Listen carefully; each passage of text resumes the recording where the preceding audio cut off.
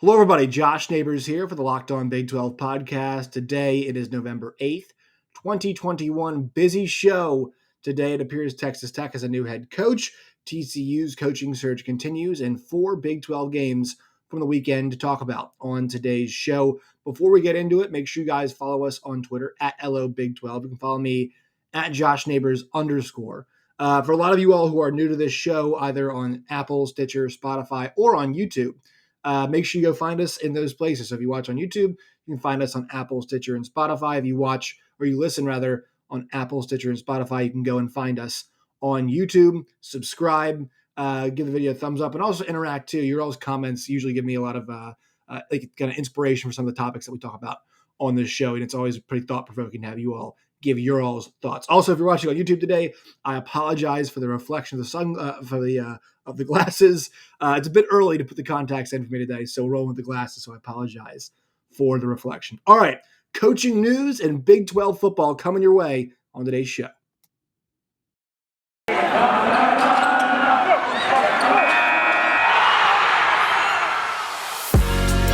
You are Locked On Big 12, your daily podcast on the Big 12 Conference, part of the Locked On Podcast Network, your team every day. All right, everybody, let's get into it here. Locked On Big 12 podcast. I'll put up the header there on YouTube. There we go. All right, so I'm wearing the Texas Tech shirt today. If you guys are new to the channel, I'm not a Texas Tech fan, but I do wear the shirts of all of the teams of the conference, and especially on days like this where there is some news with one of the team, it feels appropriate to wear the shirt. Perusing Twitter last night at 1:46 a.m. Eastern time, and I came across Carlos Silva Jr. from the Lubbock Avalanche Journal. He had an article that he posted. It said, sources, Texas Tech expected to name Baylor assistant Joey Mcguire as next head coach. Now, if you guys are kind of in the Texas Tech Twitter sphere, you guys could see that things were kind of percolating last night. There was some talk, not specific names being mentioned, but it seemed like writers and commenters and people kind of in the know, we're seeing that something was coming. Something was coming on the horizon here for Texas Tech. And that something is the fact that they're going to be hiring Joey Mcguire. Now, full disclosure here, I knew of Joey Mcguire. I knew that he was the assistant or associate head coach, because it's the title, right? Associate head coach over there at Baylor. I did know that he was also with Matt Rhule's staff before he stayed on with Dave Aranda's staff. And then, but this is not a name that was on the top of my head when I thought about who was going to be the next coach. So with that being said, let's kind of explore who is Joey Mcguire. Well, I just mentioned Joey Mcguire, obviously an assistant coach, head coach, associate head coach over there at Baylor. He's also the outside linebackers coach there right now. He was a Texas high school football coach with Cedar Hill, won 3 UIL state championships. Those of you who are in Texas might know a bit more about what UIL, kind of what that means. I've been asking some people trying to get a response, and hey, is that standard? Or, what's the difference there? But obviously a guy who's got those Texas ties, was at Baylor for the last 5 seasons with Matt Rhule, and then Dave Aranda obviously coming along. And this report, by the way, was verified by 3 sources, according to Carlos Silva Jr. And the one thing that we kind of, think about off the top of my head as we get more into Joey Mcguire and who he is, like, when is this going to take place? Because these 2 teams actually play in a few weeks, which makes this really interesting. But this is a guy that, that it was 11 years as a high school football head coach, with 141 and 42. And ironically enough, Cedar Hill was Longhorns. So he took the Longhorns championships. Had a lot of success, obviously, at that rank. And then he was a tight ends coach, defensive ends coach, who kind of bounced around a little bit. When Rhule left to go to the Panthers, he stayed put at Baylor. And, obviously I think that speaks to the kind of guy that people like, right? If a staff's going to keep you hold up, that means a couple things. That means the new coach likes you. If the incoming staff's going to keep you. And number 2, that means the players like you and the players respect you. And you are an asset, obviously, to that. And there are some guys that get kept because it's like, okay, we need to make sure that the current player base has some familiar faces. And then there are guys who get kept who are interviewing for head coaching jobs. Like, this is one of those situations where he is somebody that clearly people respect and clearly people like. The fact that he is a winning high school football coach and the fact that he has been on both those staffs and has been a part of two very good turnarounds, right? I know Baylor lost this weekend, but he was a part of the Matt Rule turnaround, right? 111 first year, and obviously we know what he did the next couple of years. And then he was a part of this Dave Aranda turnaround. The obviously tough year last year with the COVID year, Dave Aranda's first year, and now they're having a lot of success. So this is somebody that clearly has, been a part of and also seen up close a winning culture and also what a turnaround looks like. And I think Kirby Hocutt would say not that Texas Tech needs a total turnaround, right? They're one win away from bowl eligibility, but that they do need some new direction and they do need to, do some things like winning some close games, right? Because to me, this is a program that should be around 6-7 wins every single year. And that can be because of where they're located. And, I think 6 wins a year, 7 wins a year, the chance to go to 8 or 9 on special years is a really solid place to be for Texas Tech. And I think that's where Kirby Hocutt believes they should be. I think that's, from what I can tell from Tech fans, they do realize the reality of the situation. A lot of you all have been very honest about it and say, yeah, I mean, this is not a program that should be winning the Big 12 championship every single year, but this is a program that should be going to bowl games because you know what? They did it with Mike Leach, and we all know he's kind of a weird, wonky guy. Obviously, Cliff Kingsbury's run was, tumultuous, to put it nicely, and then Matt Wells put him in some decent positions, but never actually won any games. And so it's all about, being that team that can consistently go around 5, 6, 7 wins in that range, right? And then have the chance to go for more on certain years when things really work out. And so I think that excuse me, getting somebody in there like Joey Mcguire, who obviously understands Tech's landscape, is going to have a lot of relationships with coaches, and in addition to, the coaches they already, in college, but a lot of the high school coaches. I think that's an effective way to start. And I'm not making some big judgment on this hire. That's where I think a lot of people get it wrong, right? It's a home run hire. Tom Herman was a home run hire, right? Steve Sarkisian, I think was a good hire, but Steve Sarkisian, home run hire, right? Those are the things that we say sometimes, and I'm not going to go that direction.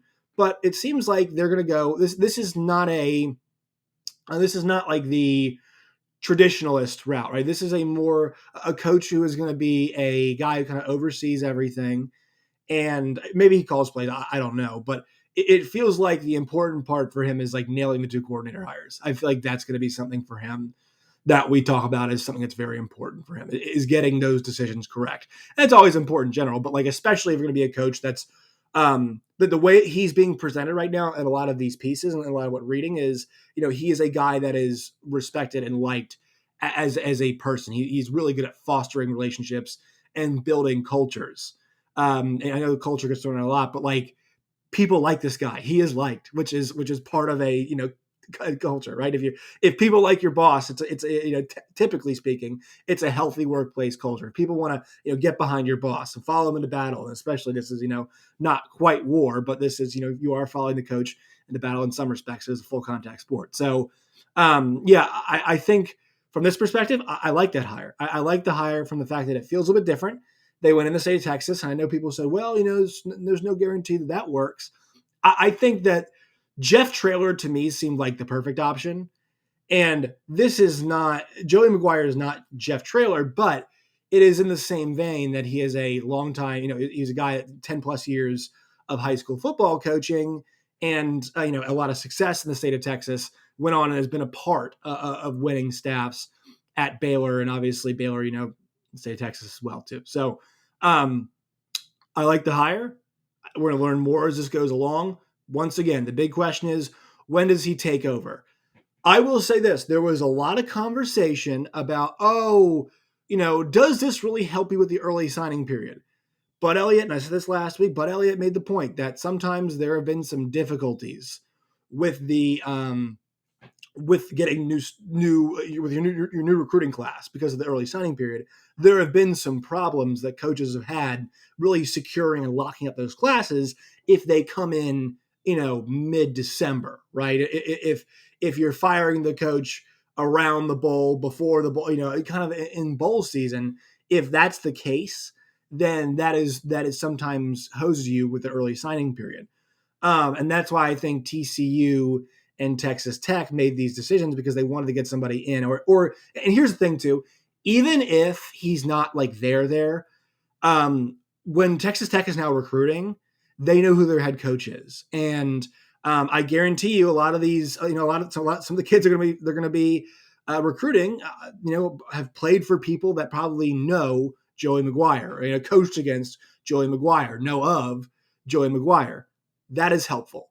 I think anybody saying it's not is looking at this wrong and just kind of defending the way college football used to be. And you're saying, oh my goodness, I hate that we're firing coaches in the middle of the season. Look, Matt Wells wasn't winning. Does everybody like Matt Wells? Yes. Everybody talked about Matt Wells, really, really liked Matt Wells.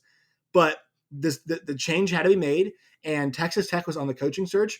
Traylor was obviously an option they looked at, and when that did not come to fruition, they found a guy that they liked, that had the personality they liked. They interviewed him, and now I think this puts him in a good position because there's no question about hey, who is the head man going to be, and what can I expect from him? Seems to be a respected guy in the Texas football circle. So once again, I think from that perspective, from the timing perspective, I'm totally fine with this. I do want to see when he leaves Baylor, right? Like college coaching sometimes is a business where it's like, look, if you're out, you're out. If you're going to go take the Texas Tech job, go ahead and take it. And Dave Aranda, obviously, we talked about this a bunch, but he's a thoughtful guy, so we'll see what he does in that situation. But obviously, Joey Mcguire being named, sources saying Joey Mcguire is going to be the head coach. Really big story that we're seeing right here. All right, quick word from our sponsors, and we'll talk about TCU real fast. Today's show is brought to you by our friends at Prize Picks. Y'all, if you guys want to get in on the best college football kind of daily fantasy, I guess you can call it, Prize Picks is a place to go. It's, for college sports, nobody has better odds props.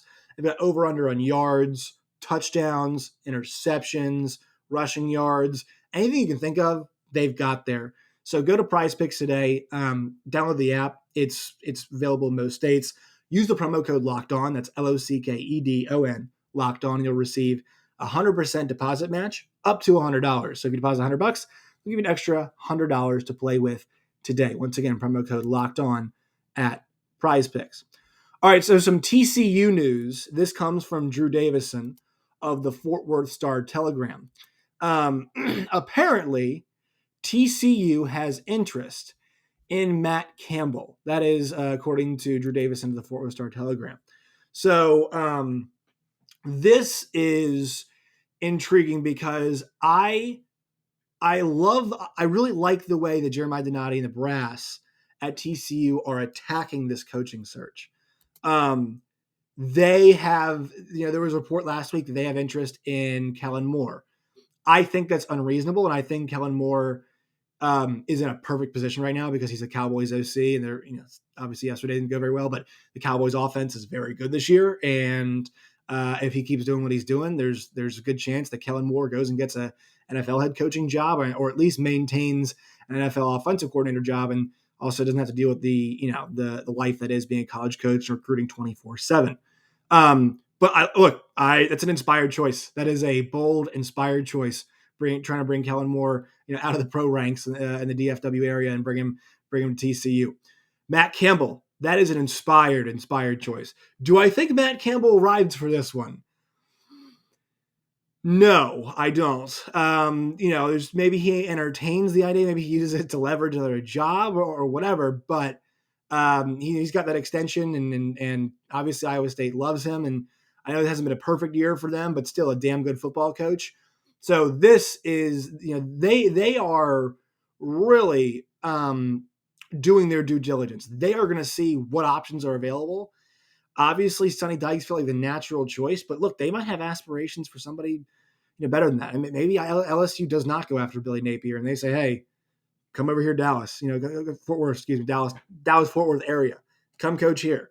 So I think that's a possibility too. But I think it's an interesting note. Now, how far this thing goes, I don't know. And it seems like on both of these fronts, at least from what I've read, the TCU, the Kellen Moore rather, and the Matt Campbell situations, it seems like it's one-way interest at this point. That's kind of what it seems like. But at least they're attempting it. And I don't think it makes it look any worse if these schools turn them down. I mean, these coaches rather turn them down. But they're going to take their chances, and they're treating this like it's a top 20 job. I think it was Adam Rittenberg last week, I want to say, who said that people do view this as a top 20 job.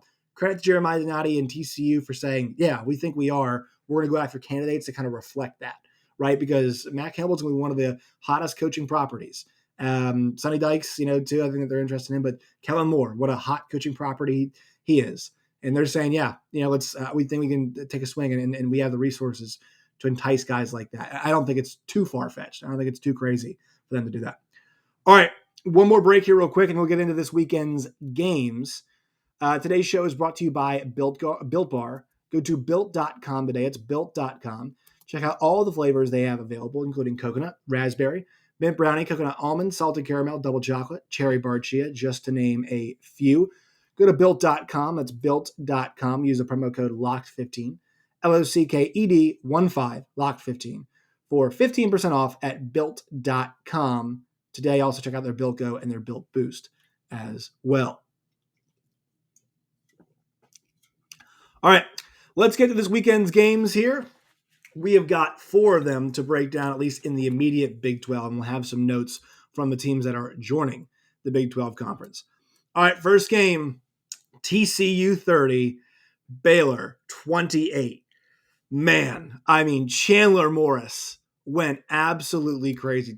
He must have blacked out, because this is one of the most impressive individual games that you're ever going to see. It comes out before the game. Max Duggan not going to play. That backfield's banged up right now too, for TCU. They're hurting with Zach Evans out, obviously, and then you add this into the mix here, with Max Duggan being out, in a world of hurt. But he was 29 for 41 for 461 and 2 scores in the air. He rushed for 70 yards and a touchdown as well. And this was not an effective TCU rushing game all day today, as my phone alarm goes off. This was not an effective TCU rushing game on Saturday, and especially in the second half. It seemed like they were giving up like 2 or 3 yards in the negative direction every single snap they ran the ball. I mean, there were a lot of 2nd and 11, 2nd and 12, 2nd and 13s. It felt like in that second half. Amari DiMercato, 19 carries for 34 yards, 1.8 yards per carry. On the day totally, 35 carries for 94 yards. Even adjust that for sacks, still, I think it's what they adjusted it for sacks. It would end up being 32 carries for 102. So you're still not in a really good offensive space there. But man, TCU played fearless. And I think one thing to mention too about Jerry Kill is that they shortened practices this week, apparently. A lot of shorter practices, not as much install. Obviously, Gary Patterson is known for installing stuff late in the week. But this TCU team showed a lot of the talent that we thought they had in this season. A lot of it showed up. Like, Quinn Johnston is a home run hitter. That guy, every catch he made, it felt like in this game, was impactful. It either kept momentum going one way, swung momentum. I mean, this guy was everywhere. 5 for 142 for one and a score in the air. And I know that 5 catches isn't a ton. It didn't even lead the team, but every catch was big. And obviously, 28.4 yards per reception. This guy was everywhere. And also, Chandler Morris was spreading that ball around. I mean, there was 5 catches for Darius Davis, 6 for Tay Barber, 4 for Amari DiMercato, 3 for Quincy Brown, 2 for Blair Conright, 2 for Dominique Denuzio. They were spreading the ball around. They obviously had a game plan, trying to spread this Baylor defense out, and it worked. Now, there were some ridiculous plays that are not sustainable, you couldn't recreate a lot of what happened, but man, Chandler Morris' story too, if you guys don't remember, he was a guy he was at Oklahoma, and obviously Chad Morris' son too, but at Oklahoma, tried to go to TCU, and there was that whole deal where Lincoln Riley wouldn't let him go. Eventually they did, they relented, and with the rules changing. And that's for him to be in this moment and then take advantage of this.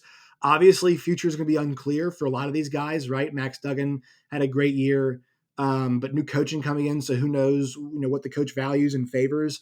But for Chandler Morris to have a moment like this at home against a top 15 team, and for him to he was the guy, he was their offense, he was creating, he was running around and throwing ill-advised balls and finding receivers and making plays with his feet. I mean, this guy was dialed in all day long. All day long he was dialed in.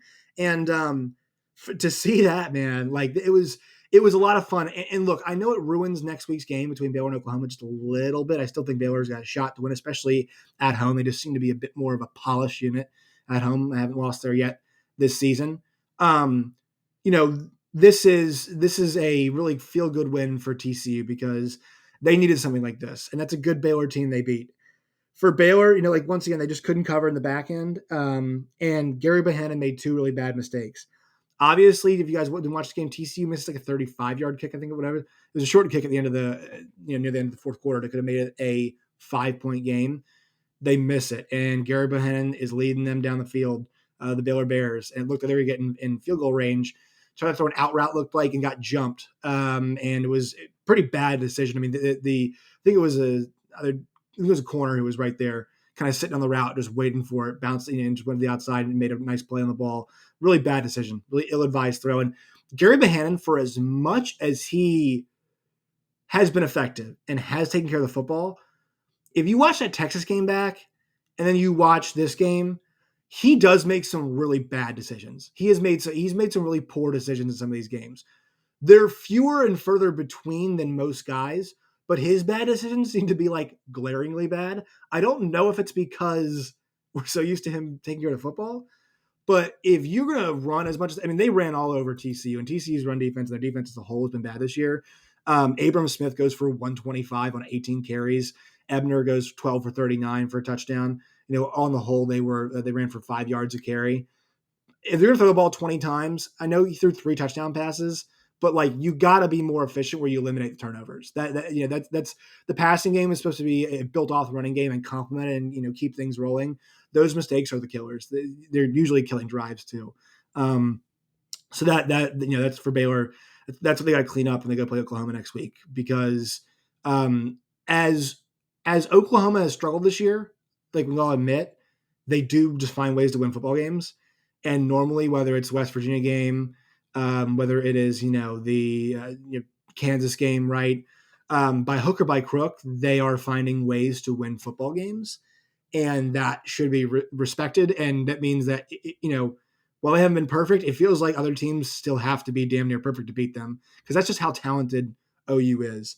And that offense against a bad Oklahoma defense, or what's been a bad Oklahoma defense, is going to have to finish drives off. And so these turnovers are things that cannot happen in that game. But TCU, man, awesome. I feel really awesome for Steven Simcox, Locked on Horned Frogs.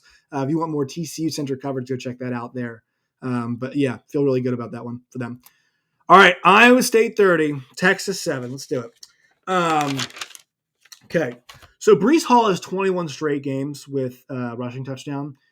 That is something that we should be marveling at, because I don't know what the other records are, but 21 straight games.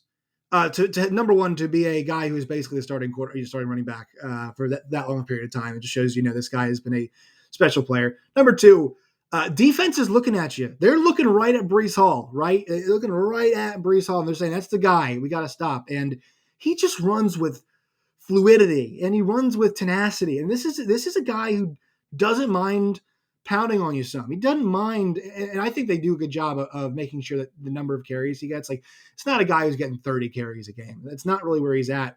It's not really how he's always been used. Decently high carry amount, but this is a guy in this game, it's only getting 19 carries, and the carries that he did get were really effective. Also, this was I believe it was his 4th game this year where he's had at least two plus rushing touchdowns and over 100 yards. Last week would have been 1-2 against West Virginia if they had made the right call, in my opinion, on the goal line. He would have gotten there again in a 2-touchdown game for him. But they controlled this game in the second half. This was 7-3 at halftime in favor of Texas. Texas withers once again late in this game, and it was Hudson Card who came in offensively, but really was not able to get enough going.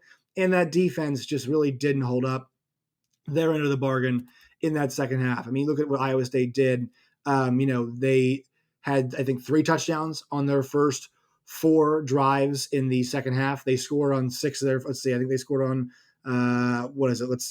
4, 5. 5 of their first 6, it looks like 5 of their first 6 drives, second half, they scored on. And by the third quarter, fourth quarter, you could tell this thing was just kind of out of reach. Texas was not able to kind of hold off Iowa State. They were not able to get anything going. And this brings me to my Texas point. I hate to make it all about Texas because this is a good one for Iowa State. And Jack Trice Stadium at night is a very difficult place to win. Steve Sarkisian told us that part of the reason he took the Texas job was because of the quarterbacks. I think he said that to give them some confidence. These are not his guys. I know this team is talented. I know they are. And they've got a lot to work through. And part of this burden is on Sark. And they've got to figure some things out. Like Texas this year, I did not think they were going to be that good. They've got a lot of really talented players. They've got Bijan Robinsons, and they've got guys like, Xavier Worthy, and they've got guys, solid players like Joshua Moore. I know obviously Jordan Whittington's out, but he's a really strong option when they had him. Case Thompson's a good quarterback who can move around and make some plays for you. And obviously you got guys, like DeMarvion Overshone on defense. This is a team that's got some ability in some places, but it's far from a complete roster and even further from a complete team. And I think a lot of people think the parts, the people said that the whole is better than the sum of the parts, right? This is a team where it's the opposite, right? The parts are a lot better than the whole is right now. 4-5, man. They lost 4 straight games, and they have been on an absolute stinker of a losing streak ever since that second half, man. Ever since that second half against Oklahoma, they've been, they've just been down the entire time. And it is, they've been winning in some of the games, but they've just not been able to finish off. And it's not a team playing with confidence. So they do need to head back to the drawing board. People think they might lose to Kansas next week. Guys, they are going to kill Kansas. I feel bad for KU because KU, for some reason, keeps getting these games where they are they're the bounce back game for a lot of teams. Iowa State had them. Oklahoma State had them. They're a bounce back, and I think they're about to be another bounce back once again next week. So I wouldn't worry about that too much. But look, maybe some changes do have to be made. I'm on the patience train. On this one, I'm on the patience train. I think people are saying, oh, we got to get Sark out of there. Like, it just becomes a cycle at that point, and you're really not doing much to create any effective change. Right. You're not creating a situation that's going to be tenable or anything, for sustained success, which we know is the goal for Texas. This is absolutely what they want, is that sustained success. Continuing to fire coaches and hire coaches is not going to help them win. People say, we're better off Tom Herman. Like, if you guys want a real project, it takes time. You've got a guy who we know has a good offensive mind. And when he's got talented players, he knows how to get in the ball. Their problem is finishing games and being inconsistent. That's the part they have to fix. And that takes time. Start coach for Alabama, where a lot of this stuff was a bit easier, right? It was a bit easier to, you just had so much talent. Texas just has to get there. But still, if I'm a Xavier Worthy, a caliber player like that, why wouldn't I want to go play for Texas? They find ways to get their playmakers the ball. I know Bijan didn't have a good week, but they do find ways to get the ball. If you're a good, talented player, you're going to get featured in this offense. That's not where they have to build, though. The lines is where they have to build. The offensive and defensive line and getting guys that can sustain success throughout a game. Feels like Texas in this game, too. 7-3, right? Feels like they're shot out of a cannon sometimes. It's not sustainable. You got to have more paced attack. And I mentioned this before, but I think Gabe Eicher made a great point where he said, look, I saw them, and he played OU. He's part of the OU radio team, for those who don't know. I work with him on Big 12 radio at SiriusXM. He said Texas' pregame workout, warm-up, whatever it is, pretty extensive, pretty grueling is what he said. And he said the guys really get after it. That's something that has to change too. But 205 yards total offense, I know it will not get the job done. Flip between quarterbacks, I know it's not getting the job done. But this is not the finished product in any way, shape, or form that we're going to see from Steve Sarkisian. It's just not. All right. So I think they need to have some more patience. Iowa State, though, getting back to their winning ways, 6-3, bowl eligible now. Obviously, it's not the standard for them. They want to be a bit better than that. Good news for them. They do have the win over Oklahoma State. So if Oklahoma beats Oklahoma State and Iowa State runs the table here, things get interesting with the tiebreakers. I have to look exactly how it would shake out. I think I'm going to go back and double check. But obviously, Iowa State is not out of this thing totally yet.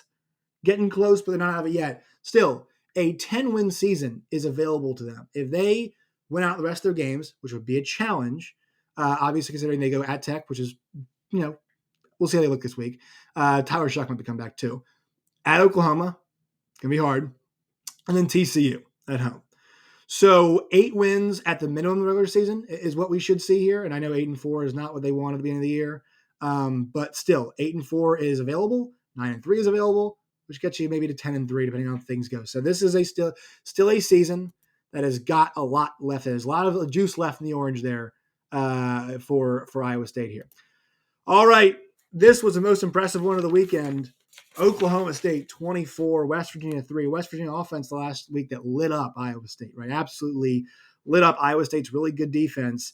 West Virginia in this game, 133 total yards of offense. 64 of those yards, over half of those yards, came on the first drive of the game when West Virginia got a field goal. After that, it was lights out. 8 sacks for Oklahoma State. I said this yesterday. I was working on ESPNU radio at Sirius. I think Oklahoma State's the one lost team that people are not paying attention to. Their resume at the end of this thing, if they ran the table, Oklahoma State would be 12-1, with their only loss coming on the road at Jack Trice Stadium, where Big 12 teams do not go in and win, due to a questionable spot. They would have wins over Baylor at Boise. I know Boise not that good, but still it's a quality win. Kansas State, Texas isn't that good, but they went into Austin and won the game, which still does merit some consideration. West Virginia is not a bad team. They go there, they win 24-3 in convincing fashion. And that's a West Virginia team that's been playing really good football the last couple of weeks. Obviously against TCU, they get the win, and then they have a explosive offensive performance against Iowa State and get a win against a really good team there. And this is another one of those quality wins. And look, at the end of the day, they've got a chance to go and beat Oklahoma twice. Will they do it? Probably not. It's really hard to do. But I mean, in theory, if they went 12-1, with a conference champion, I mean, how the hell are you going to leave them out? Like, how would you leave them out? I mean, they're 12-1, and I know Oregon's top win would be better, but like, their 12-1 would be more impressive than Oregon's 12-1, because Oregon's 12-1 is going to involve a loss to a 3-5 Stanford team that might not even make a bowl game, and the loss for Oklahoma State at this point is now guaranteed to be against a team that's going to make a bowl. Iowa State's got their 6th win, so they're in a bowl game on the road too. And then once again, the spot thing was really weird. So, like, would you put an Oregon over them? No, I mean, what's Oregon's second best win? Sure. Would you rather have one win against Ohio State, or would you rather have 2 wins against Oklahoma? I would take the 2 against Oklahoma. That's maybe some Big 12 bias, but I think we got to mention that. Spencer Sanders, man, the INT sucked. Like, he just threw it way too low on a screen pass and it got tipped. Dante Stills, freak, absolute freak for making that play. That is a big man who is putting his paws up, who is getting blocked by an offensive lineman, who's swatting the ball and then going and catching the ball. I mean, what a freaking play that was. So shout out to Dante Stills. But after that, got it together, took care of business. And also, I don't like goal line fades. I do like goal line fades that involve Tay Martin and Spencer Sanders. Spencer Sanders is inconsistent on many throws. The one throw he seems to nail with a lot of consistency is that fade. He's got a great touch, and actually I think Tay Martin's dropped 1 or 2 of those, but they've had some really good connections on goal line fades this year. So I'm actually a fan of that play being run because I've seen how effective it is. And this is not a play they run all the entire time. This is like, that's the play defense need to be aware of, because that is their best option. I know Jalen Warren's a hoss and gets after it. The best option is the goal line fade. Oklahoma State now gets themselves to, 8-1 at this point in time. They're going to be a top 10 team now in the college ball playoff rankings. Obviously, the Wake Forest loss, they're going to find themselves up there after that win they had against West Virginia and Wake's loss. So they're going to find themselves in the top 10. And for them at 8-1, they've hit the over. Preseason over was 7.5. Told you guys to take the over on Oklahoma State wins. They hit it with 3 games remaining. TCU at home at Texas Tech, which I feel like if Tyler Shuck's back, that might be the might be a tricky one. That one could be TCU's Baylor game, right? But I mean, I think their defense is too good, but we'll see what happens there.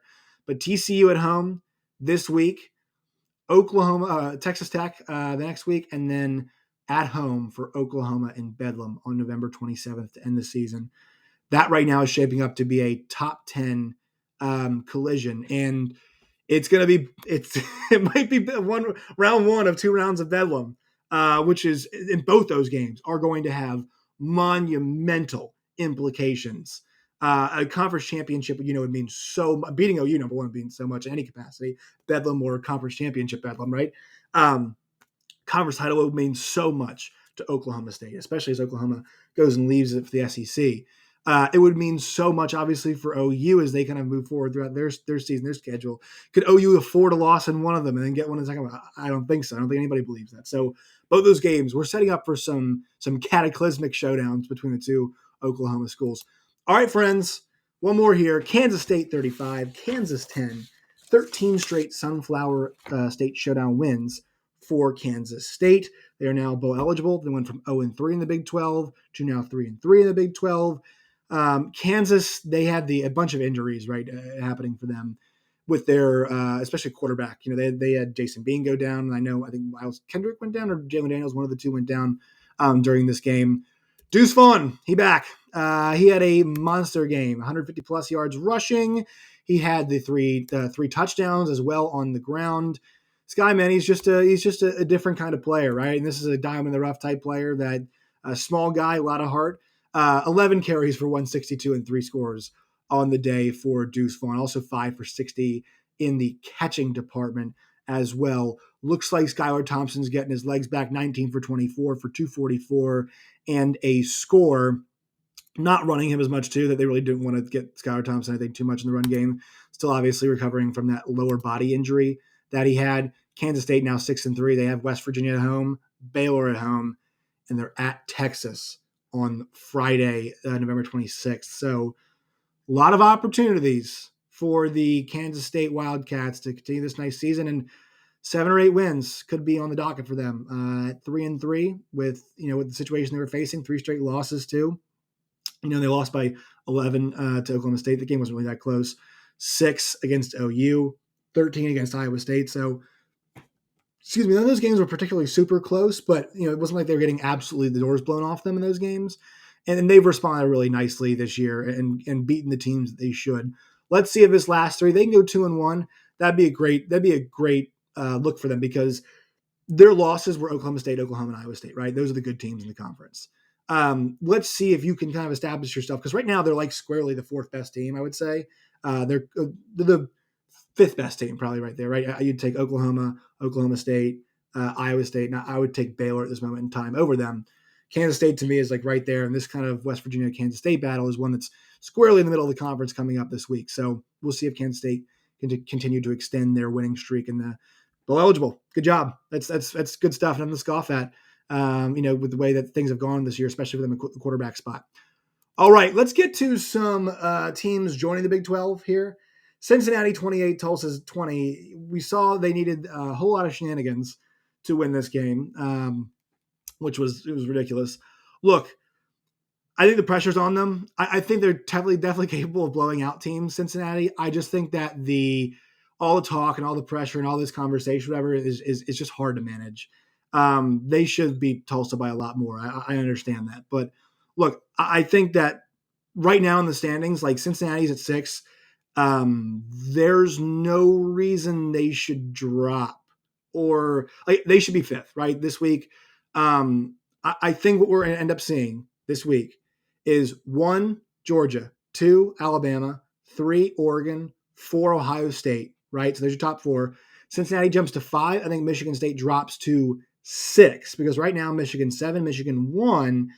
Are you going to drop Michigan State below Michigan? I don't think so. Now, it's weird because what's going to happen now is, if Iowa State and Michigan State keep winning, like how does OU jump them in rankings theoretically? I know they're supposed to review them every single week before they do them again, but it's just kind of a weird situation. Oklahoma should jump them in the end if they keep winning, but it's just kind of weird. But I do think that's what you're going to see. Georgia 1, Alabama 2, 3 is going to be Oregon, 4 Ohio State, 5 Cincy, 6 Michigan State, 7 Michigan, 8 is going to be Michigan State. Then I think Notre Dame would slide up to 9. And that would allow Oklahoma State to jump up to number 10.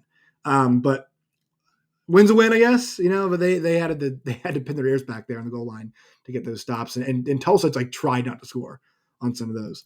All right, UCF 14, Tulane 10. Yuck, yuck, yuck. But the Gus bus keeps rolling here. Houston 52, South Florida 54, South Florida 42. This is good news for Cincinnati. They need Houston to continue to be good. SMU did them no favors this week by losing their game to I forget who they're playing. SMU ends up losing their game, and Houston needs to keep winning because that AAC championship game needs to look good. And also they need the committee to give them some respect and actually rank them, which they should be ranked. So Dana Holgerson, though, that Texas Tech game, still in retrospect, Houston is better than Texas Tech. They should have won that game, and they didn't. What could have been for Houston could have been really, it could have been really helpful for Cincinnati because these two teams did not draw each other this year on the schedule, and so this could have set up for an undefeated matchup in the AAC championship game, but it is not. So BYU 59, Idaho State 14. Nice win for BYU, ranked 15th in the poll. And here's the thing, are we positive BYU is better than Houston? That's kind of my question. Now, they do have a resume littered with Power 5 wins, the quality of which could be questioned. Still do have a lot of Power 5 wins on their resume. That's why they're at 15th. But nice win for them. Jaron Hall had 4 touchdown passes in this game, so a good game for him. All right, that will do it for today's show. Make sure you follow us on Twitter at LOBig12. You can follow me at @JoshNeighbors_. If you like these kinds of videos, we do them a lot, especially with all the coaching news that's happening right now. So make sure you guys keep up to date. All right, my friends, until next time, as always, stay safe.